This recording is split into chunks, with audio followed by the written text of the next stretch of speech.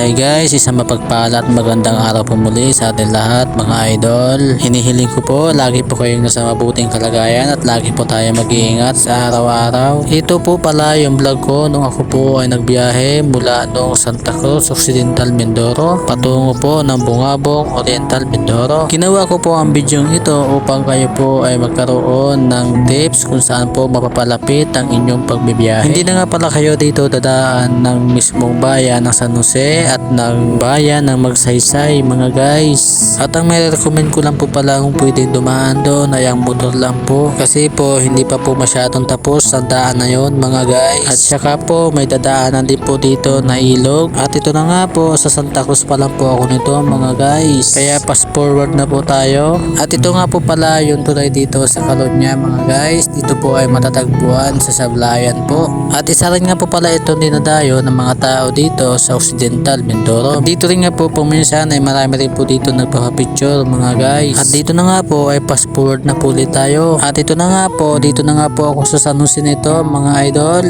At ito na nga po ang shortcut dito mula po ito sa San Jose patungo po ng Bulalakaw Oriental Mindoro. At pag nandito na po kayo sa kabila na ito, diretsuhin nyo na lang po yan mga guys. At pagtaan ko nga po dito sa highway na ito ay talagang parang po akong nanibago dito mga idol, kasi pakiramdam ko bagong daan na naman ang aking tatahakin. At pakiramdam ko nga po nung una akong dumaan dito, para nga po akong nasa isip ko ay ako ay maliligaw. At kaya nga po dito ay nilakasan ko na lang nga po ang aking loob, dahil pakiramdam ko naman nga po nandito nga po ang daan ng papuntang patungo sa Bulalakaw Oriental Mindoro. Kaya po dito ay fast forward na po ulit tayo.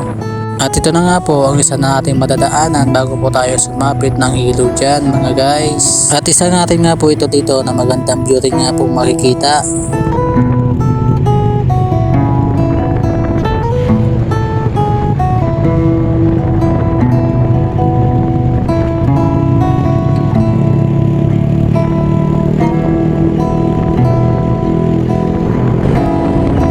At dito na nga mga guys, nakatatin na nga po tayo dito ng ilog. Dito na nga po yung ilog na ating pong dadaanan. At dito nga ho, bago nga po ako tumawid ay hinubad ko po muna yung aking sapatos dyan mga guys. Kasi pag hindi po natin hinubad ay talaga nga pong mababasa po ang ating sapatos dyan. At dito na nga po, tatawid na nga po ako mga guys. Kaso lang nga po hindi po ako makakapag-video. Hindi na makakapag-video guys. Pagtawid ko na lang ako mag-video.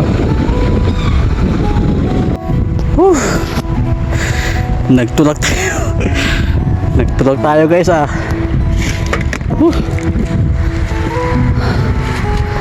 Malalim pala dyan malambot. Malambot na, batuhan pa. Ay nako.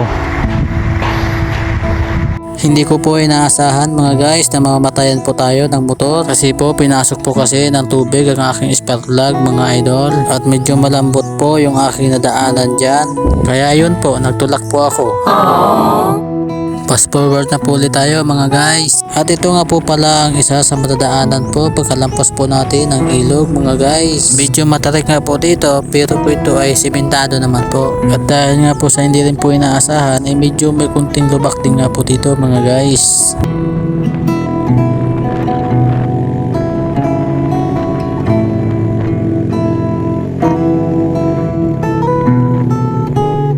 Dito po banda mga idol. At dito po pala banda ay ako po dito ay umistak po mga idol, kasi sobrang lubak po talaga. Kaya po dito fast forward na po ulit tayo mga guys.